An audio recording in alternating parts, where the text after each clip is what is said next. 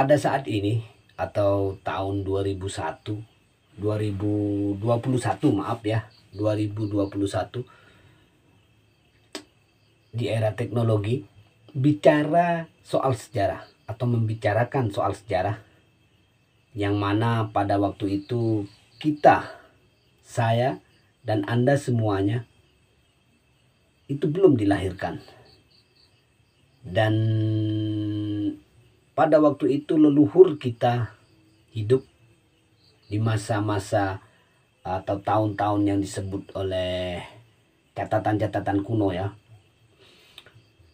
Kemudian jika kita bicarakan pada saat ini, maka kita membutuhkan data. Pertama, data. Itu yang paling penting. Data atau catatan kuno yang dicatat pada masa para leluhur kita hidup. Kemudian yang kedua adalah bukti sejarah.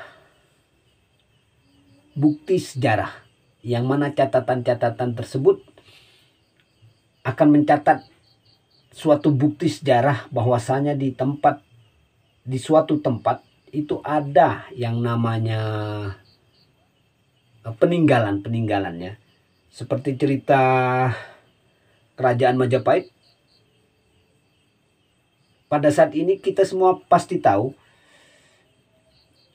ditemukannya bangunan-bangunan kuno, senjata-senjata kuno, dan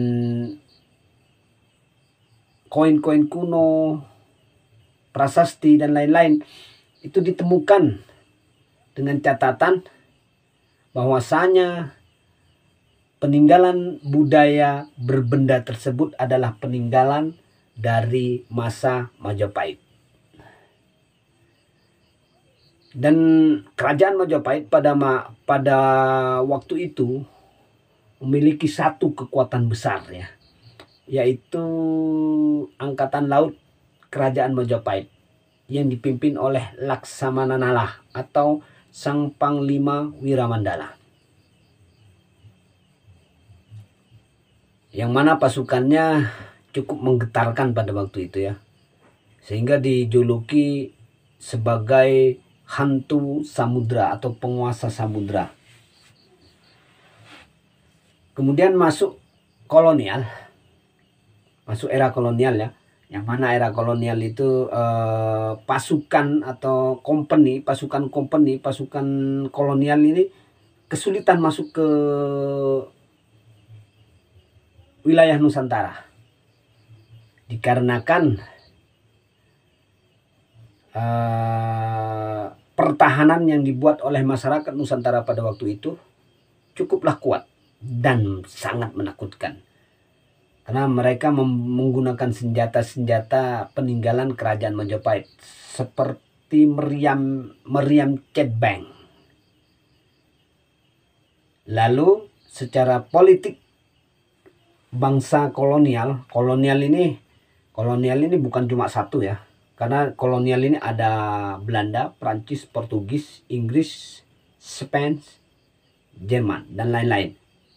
Itu ada ya, mereka bersatu untuk menaklukkan Nusantara.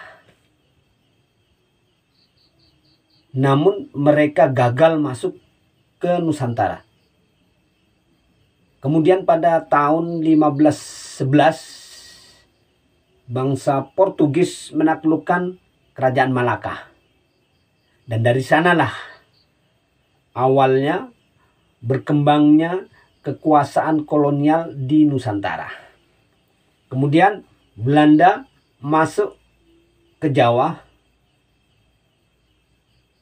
Yang pertama, mereka melakukan pemusnahan sejarah asli Nusantara. Kedua, mereka menyebarkan isu tentang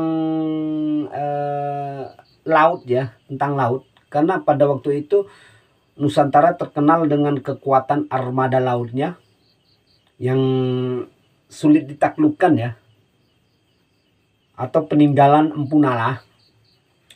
itu sulit ditaklukkan. Kemudian Belanda dengan kelicikan mereka menyebarkan isu atau gosip. Anda tahu gosip ya, digosok makin sip. Gosip bahwasanya di Laut Selatan atau di laut itu ada semacam kerajaan gaib yang dipimpin oleh Nyai Roro Kidul. Nah, itu dibesar-besarkan. Dan kemudian Belanda menambahinya, kalau Anda berlayar ke laut, maka Anda akan berhadapan dengan kerajaan gaib yang dipimpin oleh Nyi Roro Kidul. Dan di sini ternyata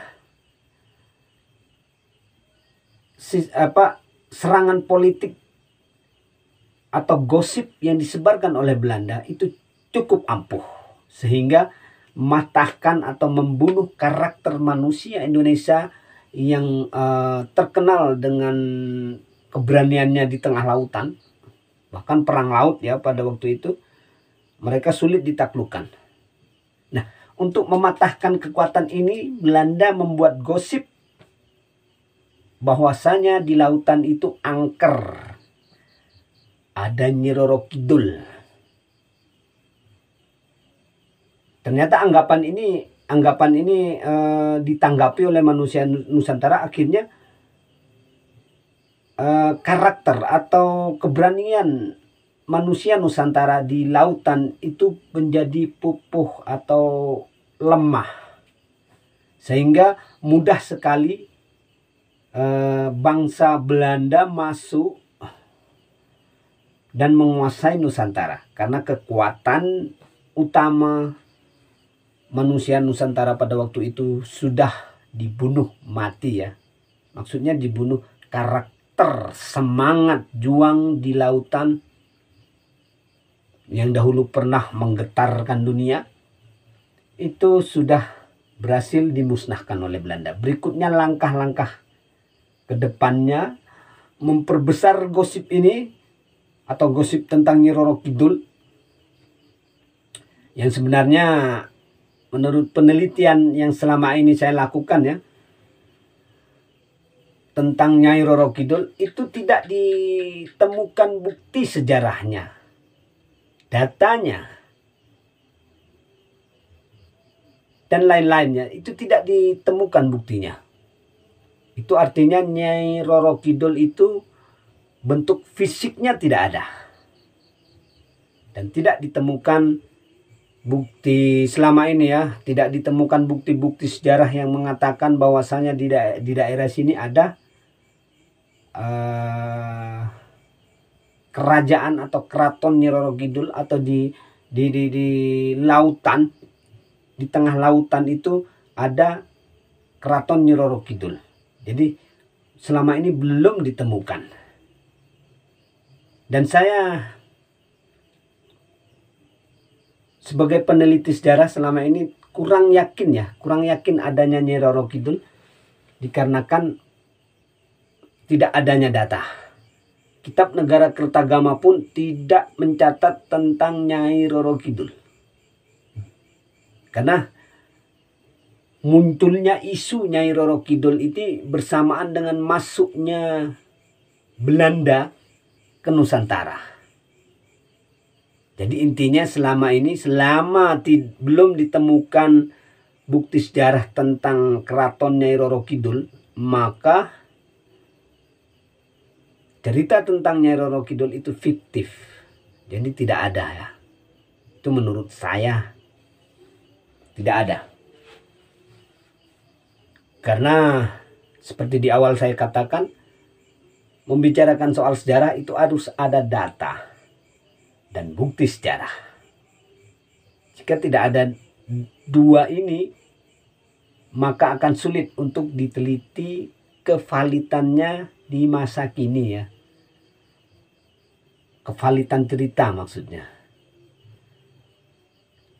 Mungkin bisa masuk di Tutur Tinular. tutur tinular ini bisa juga dibuktikan, bisa juga menjadi fiktif ya. Kenapa? Tutur tinular selama ini 50%